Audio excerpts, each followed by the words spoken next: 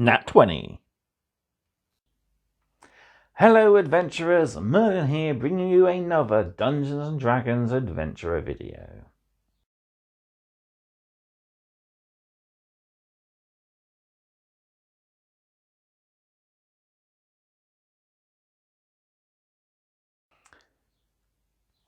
So, filming my second issue of the final issue even of Delivery 7. We're looking at issue 26 today, and yeah, I'm going to hopefully getting this and issue 25 up and filmed and uploaded ready for me to start work on issues 27 to 30 in the next couple of weeks. So yeah, I've got a lot to do, but I'm still persevering with it. So, as I said, we're here to look at issue 26 today. So, if I can pick it up. Here it is, issue 26. So what time is it? It's Tiefling time. So we've got a new race to look at. We of course have a new class looking at the Warlock. It's a blast. Warlock blast. And yeah, we also have a luxurious background, the nobility background. We also learn about making fiendish pacts and of course that new exclusive adventure.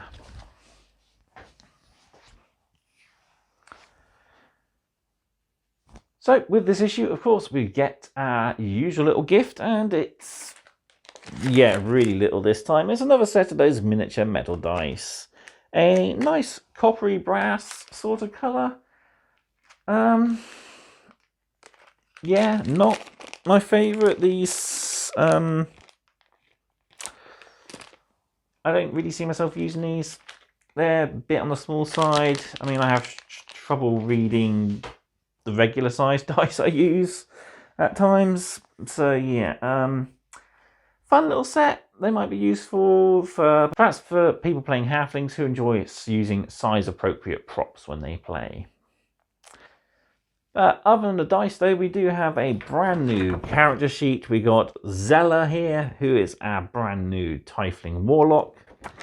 And yet there she is, looking all Tiefling-y and Warlocky, very evil, even though she is a rather nice person. So yeah, pretty cool character sheet. We'll take a look at that, of course, in due course. So finally then, before we jump over to the table, don't forget to do all the usual: like the video, subscribe to the channel, and check all the links in the video description, including the Patreon page. So if you are a member of the Patreon page, you get benefits such as seeing the videos early, getting a chance to chat to me privately. I'm going to be setting up a Discord very soon. And I'll also be bringing in a few new features starting from May. So finally then, a big shout out and thank you to all my Patreon supporters and my YouTube subscribers. Your continued support helps me create all this content for you. It's nice, it's great fun. I'm really enjoying it, and yeah, I hope you guys are too. Right, let's hop over to the table and take a look at issue 26.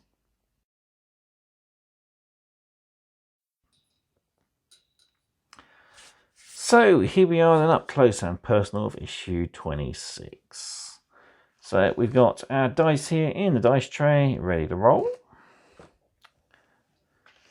We have, of course, our brand new character sheet for Zella there. She's a noble Tiefling Warlock, level 3, so I'll take a close look at all that in due course. Then, of course, we have a brand new issue, so new exclusive adventure, Horned Heroes, it's Tiefling time. We learn about the luxurious background of being a noble. We learn to unleash destructive blasts as a warlock. And we also make fiendish pacts. So, yeah. And again, I just love that artwork there. That is really cool. So, yeah, let's take a look at our free gifts. So, I think I'll do the character sheet first, as I'm fairly zoomed out. And then we'll zoom in and we'll do the dice. So, we're going to take a look at Zella's character sheet. So, as I said, she's a noble Tiefling Warlock, level 3 there. Armor class 12, as Warlocks don't tend to have the best of armor, but they are at least proficient and able to use armor, unlike wizards. So she has hit points 21, 30-foot speed, proficiency bonus +2 there. She has a -1 on strength as it's under 10 there, so she's not that strong, but she relies on her wisdom, charisma, etc. to get her by, which is where her most main points are. For her gear, she has a dagger, a light crossbow, a sickle, and of course the signature Eldritch Blast spell. As she has a rather noble and rich background, she starts off with 25 gold there. Her usual equipment and her other proficiencies and languages there, so Abyssal, Common, Infernal. She has a Dragon Chess set, she has light armor proficiency, and has simple weapon proficiency as well. So her personality traits, ideals, bonds, and flaws there. Her other features and traits. So as she is Abyssal born, being a demi-demon, she has Dark Vision, she has Pact Boon, she has Dark One's Blessing, she has Eldritch Invocations, Hellish Resistance, and the ability to cast spells. Flipping over then, we have a look at her other stats. So she's 62 years old, silver eyes, red skin, 6 foot 1 inch, height 200 pounds, and has purple hair. So her spells are the Warlock class, charisma based abilities, 13 save and +5 to those bonuses. So as an organization, she has a position of privilege, of course, being a noble born. So for her spells then, she has Eldritch Blast, she has Sword Burst as well for her cantrips, and then for her Warlock spells, so she only gets 2 spell slots. All spells are locked to a certain level as explained in the magazine. So she has the Darkness spell, she has Expeditious Retreat, Find Familiar, Hellish Rebuke, and Hex there as well.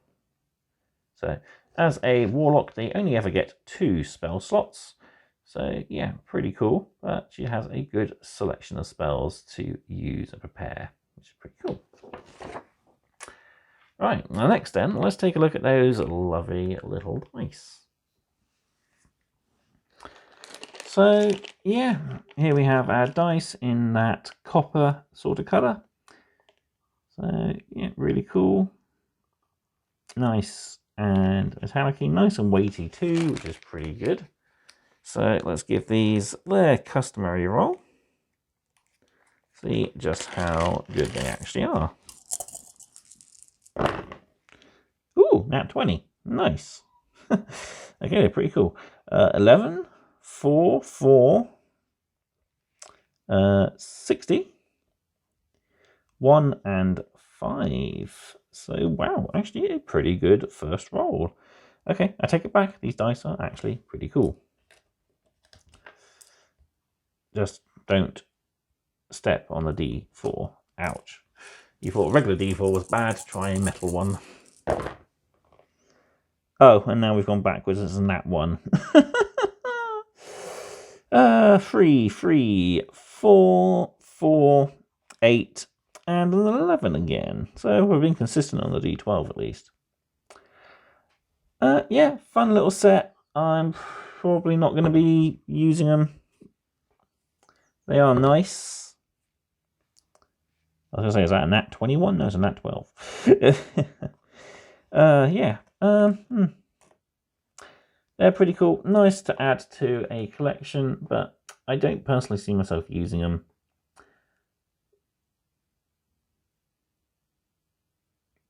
Yeah.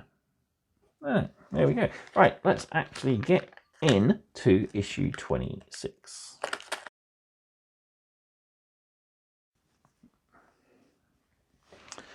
Right then, into issue 26 we go. So, contents for the issue. Adventure Free, Encounter 26, Schemes of the Skull. So, every page in this is dedicated to character creation. So we have a brand new species in the form of Tieflings, brand new class in the form of Warlock, features of the first, second, and third level for the Warlock. So we've got 2 parts of first level, then second and third level. And finally we have the noble background.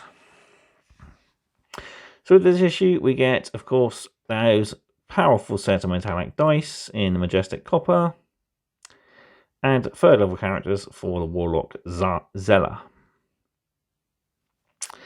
Then D&D Beyond, QR code there, the usual stuff at the bottom, customer service and binders.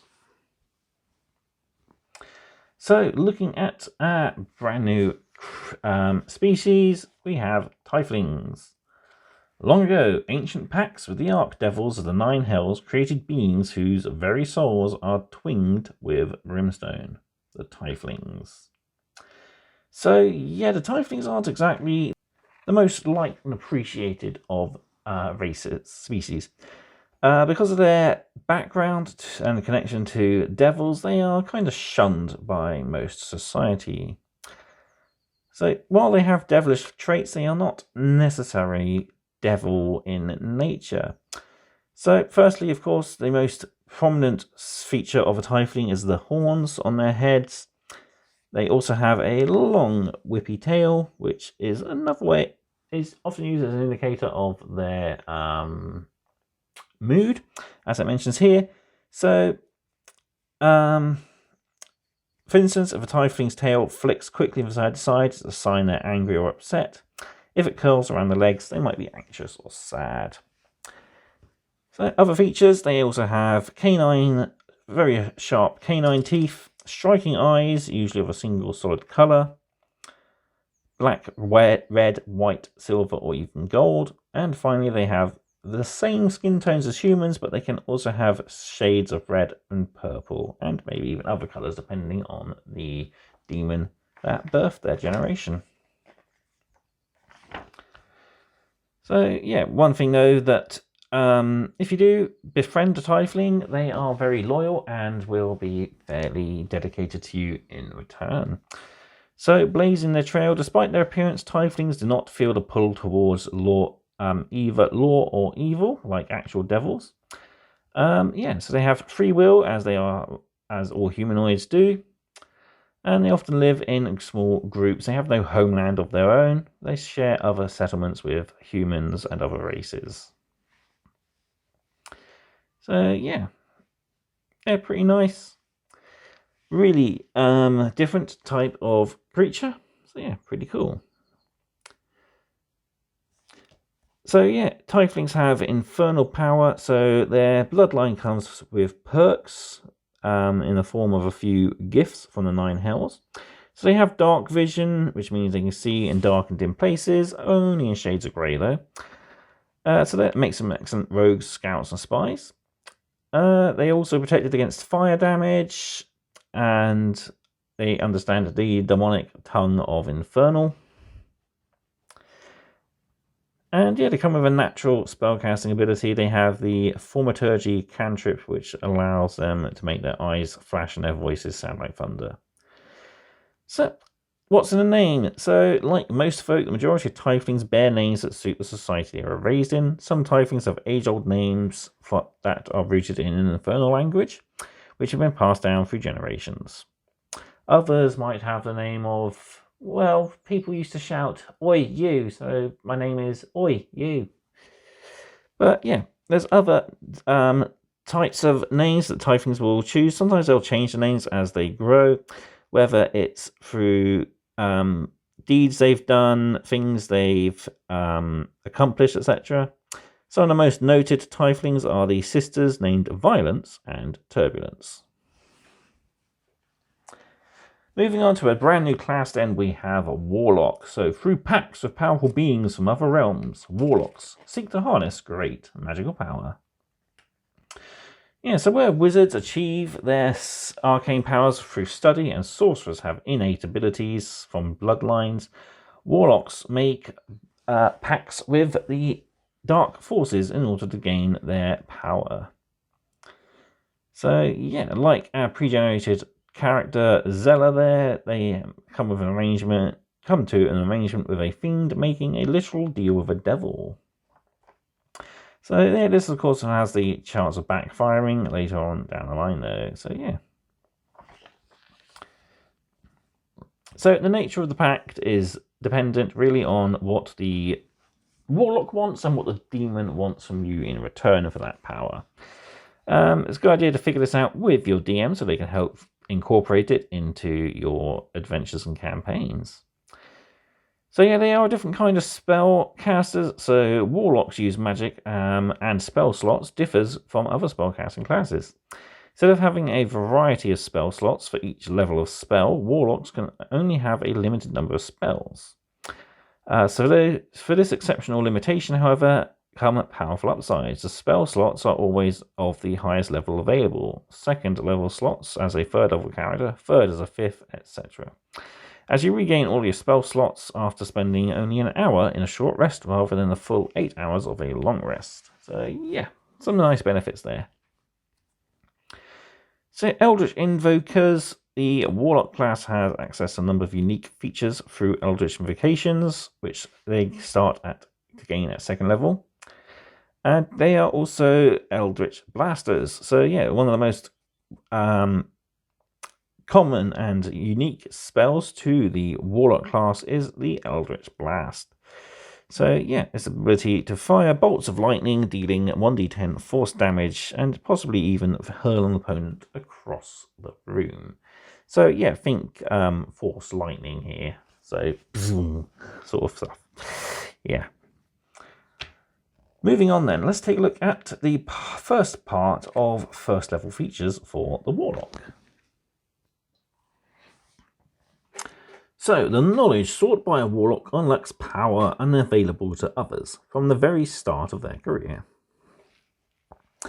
Warlocks are magic users who have obtained power through a pact with an otherworldly patron. As such, they use their charisma rather than intelligence or wisdom to cast spells. So yeah, which is a good idea to make sure you put your highest score into charisma when you're creating a Warlock character. Two most important aspects of your first level Warlock are, of course, understanding how to use Pact Magic and, of course, the patron you choose. Pact Magic. So as a Warlock, you begin with 2 cantrips and 2 spells, and a single spell slot. Your available cantrips include the specific Eldritch Blast, which is an excellent attack spell.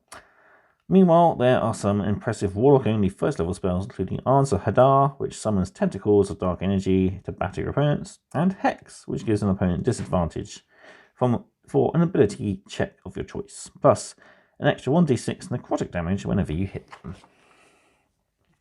So we got a starting list here of the different patrons you can choose from. So there's 9 in total. We look at 4 here.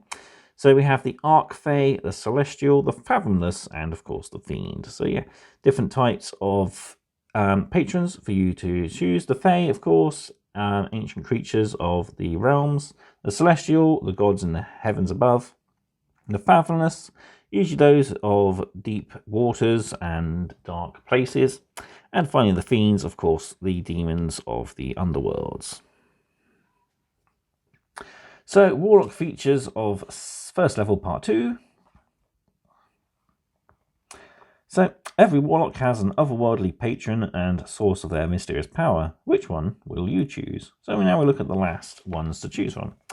So we have the Genie. So a pact made of a Genie is willing to share their power, whether they are a Dao or Earth Genie, a Jinni or Air Genie, an Efreeti or Fire Genie, or a Married or Water Genie. So yeah, you gain the Genie's Vessel feature, which of course is a tiny object that holds the Genie in. As a Warlock and partner to that Genie, you do have the ability to actually enter into such an item, which is pretty cool, gets you out of harm's way perhaps. And when you're first level, when you're a Warlock, your first level expanded spells are Detect Evil and Good +1 of either Sanctuary for Dao, Thunderwave for Jinni, Burning Hands for Efreeti, or Fog Cloud for Married. You can also choose to have the Great Old Ones, so these are creatures that exist beyond the mortal realm there. So such as the Great Cthulhu or Gwandar, that which lurks. So you gain Awakened Mind, enabling you to communicate telepathically with any creature you see, and your expanded spells are Dissonant Whispers and Tasha's Hideous Laughter. My Shifter Warlock is actually dedicated to the Great Old Ones, who although he's tried to get rid of them, the voices in his head, they are going to make a comeback and cause some absolute havoc later on in the campaign. Well, when the campaign, of course, gets back on track. The Hexblades, though, Warlocks make deals with an entity from the Shadowfell. As we see, we've got a little voodoo doll here. So, yeah. At first level, your Hexblade's Curse feature, which gives you additional damage when you target. So the target equal to the proficiency bonus, plus the chance to crit on 19 or 20, and the power to regain hit points equal to your Warlock level plus Charisma modifier when your target dies. That's pretty cool. Also getting a Hex Warrior feature, which gives you proficiency in medium armor, shields, and martial weapons, and can use Charisma for modifying your attack and damage rolls. Then your extended spells are Shield and Wrathful Smite. Next up then, the Undead and those that control them. So yeah, being a member of the Undead, you do of course have the ability to resist and even mildly control the other Undead. So yeah, forming Undead gives you a chance to get temporary hit points there.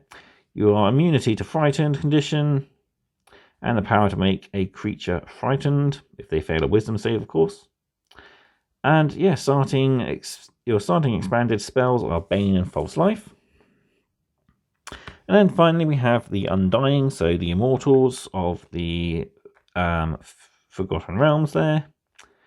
So first level Undying Warlocks have the Among the Dead feature, which means that if another creature attacks them, they can make a wisdom saving throw to make them forfeit that attack, or possibly even choose a different target. So yeah, pretty cool. Gives you an advantage saving throw against disease and spare the dying cantrips, and your expanded spells are False Life and Ray of Sickness. So yeah, quite a lot to take in for just the first level. So moving on then, we take a look at second level, and we see Zella there in all her Tiefling glory.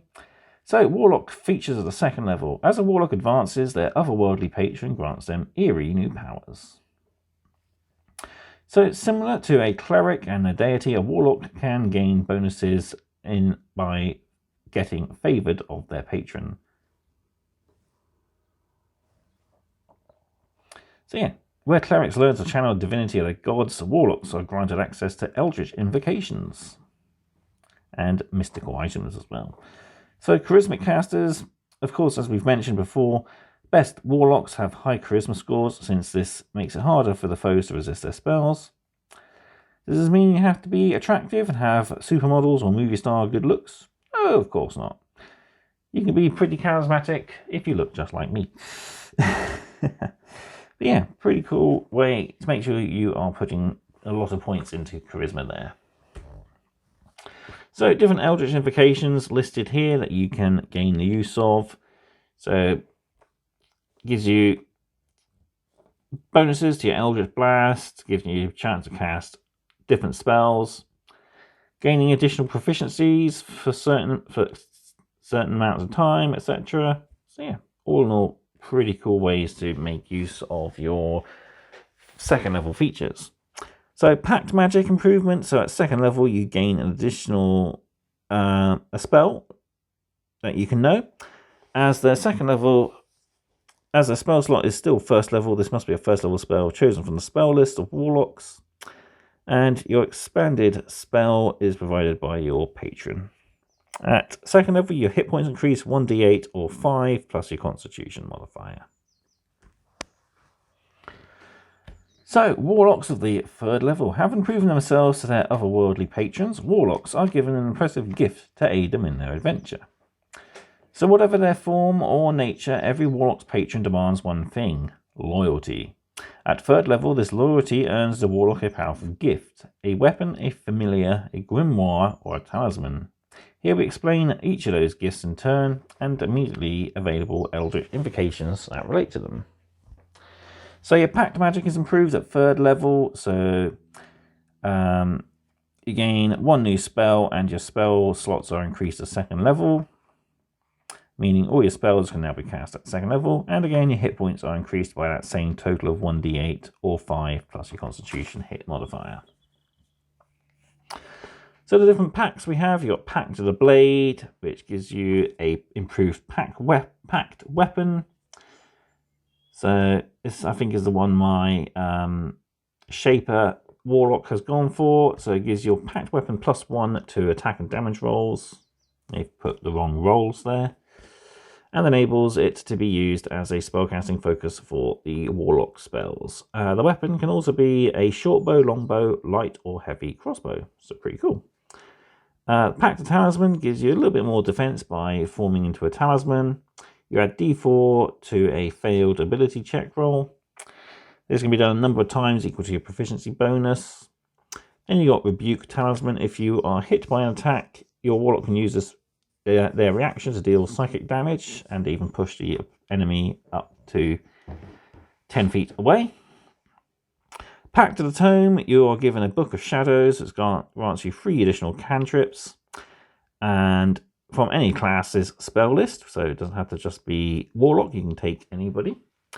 The Book of Ancient Secrets invocation option here, the Warlock can inscribe rituals into their book, starting with 2 first-level spells with the ritual tag from any class's list. What other ritual spells can be added later for 50 gold pieces and 2 hours of writing per level of the spell, as long as the spell's level is equal to or less than half the Warlock level. Then you also have Aspect of the Moon. Your Warlock no longer needs to sleep, so that's pretty cool. So you can spend as much time as you want to inscribe as many spells into your book as you can. Finally then, if you like to have funny little creatures helping you out, the Pact of the Chain is for you. So it gives you the Find Familiar spell as a ritual in addition to its known spells.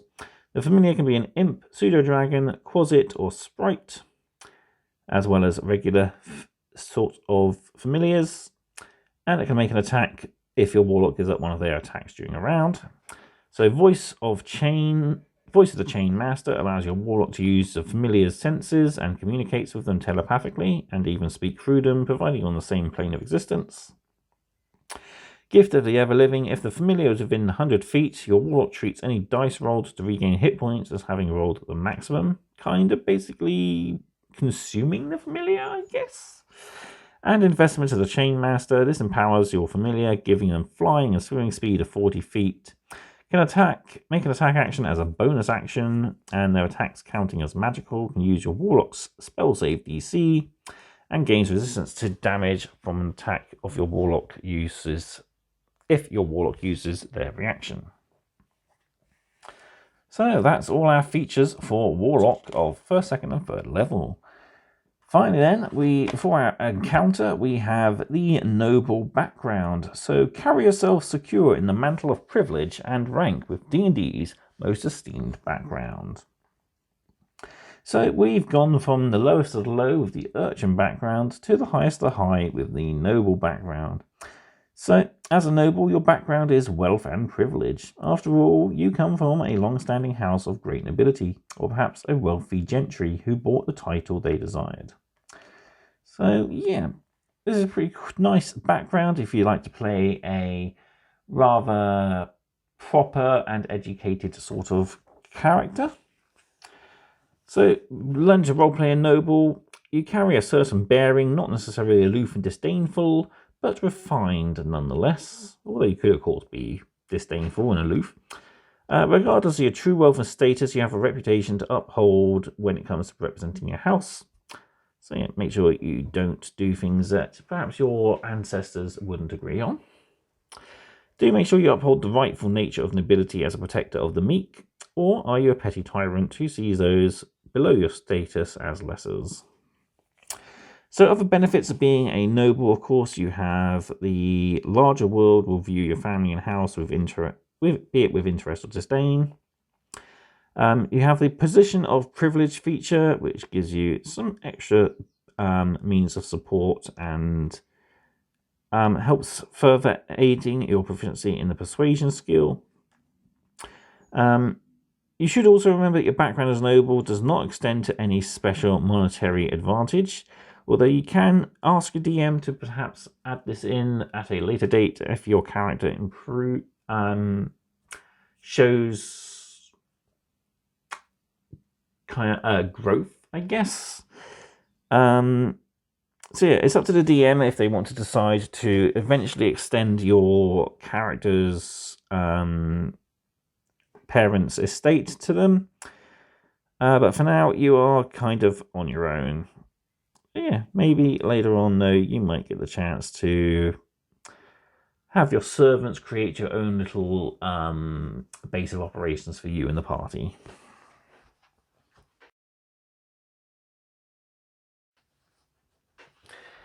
Right, finally then, onto this issue's encounter. So we have Adventure Free Encounter 26 Schemes of the Skull. So balance of 3rd level characters, use your pre-generated character sheets or your own from D&D Beyond. 1 to 2 hour playtime. So the encounter background. Incidents involving the undead have been on the rise in and around Neverwinter for several weeks.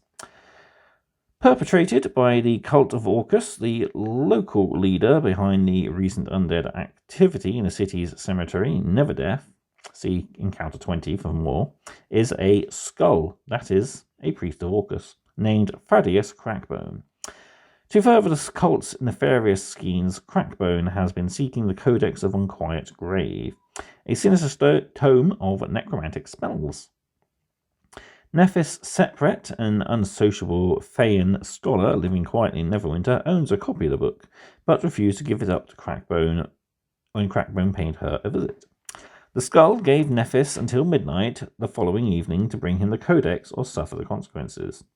When she fails to show up, Crackbone framed Nephis for the undead attacks he'd caused. The Windshield Watchman raided Nephis's home and found several necromantic tomes, clear evidence of her supposed guilt. Nephis has gone into hiding, but has sent a message to her friend, the bard Fiala Ashfield from Encounter 1823, to ask for help. So our encounter goals is, I'm going to guess, to try and prove Nephis's innocence. So yeah, complete the encounter, must prove Nephis's innocence by bringing Thaddeus to justice. So yeah, we start our encounter, we're walking through Neverwinter, there's wanted posters all up about looking for Nephis. Then, of course, we get the little message from Fiala Ashfield there. So we go to Nephis's house to investigate there. We find it ransacked. We also meet Luna, the undead cat, which is Nephis's little pet. We meet Lieutenant Muddock here, who has obviously encountered more undead attacks. And yeah, there's eyewitness claims, Mourner's Lane, then we need to break in. So key locations on Crackbone's hideout. So we have the main hall, we got the dining room, the kitchen, the cultist quarters, the chamber of Crackbone himself. And then in the basement we have a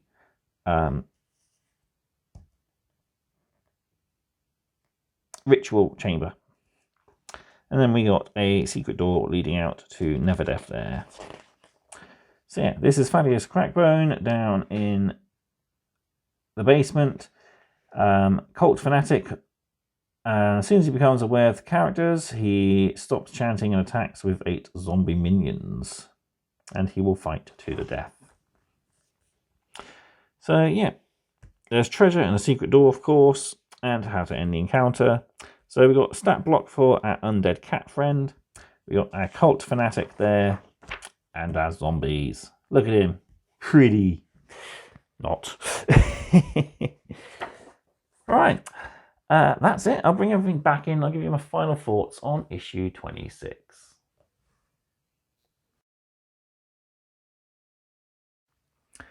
So there we have issue 26 of Dungeons and Dragons Adventurer. And it's, well, a character creation field issue. It's fully devoted to a brand new race and class, which is pretty cool. So we're not having to wait a couple of issues for extra information. It's all presented to us here. So if you want to create a Tiefling and or a Warlock, this is of course the issue for you. Gives you plenty of information to get you to become a pretty good master of being a Warlock. You're also given a noble background as well, which will be very helpful for those of you who like to play the rich snob of the party. As we're of course given a brand new class and race, we of course have a brand new character sheet here. So we've got Zella there, pretty cool Tiefling Warlock. And finally then we have a set of dice, which is a bit of a letdown. These are way too small. I think the most legible of these are the D6 and the D4. The D20 is definitely a bit hard to see, but they're pretty, they're nice. I'm just not really going to use them myself.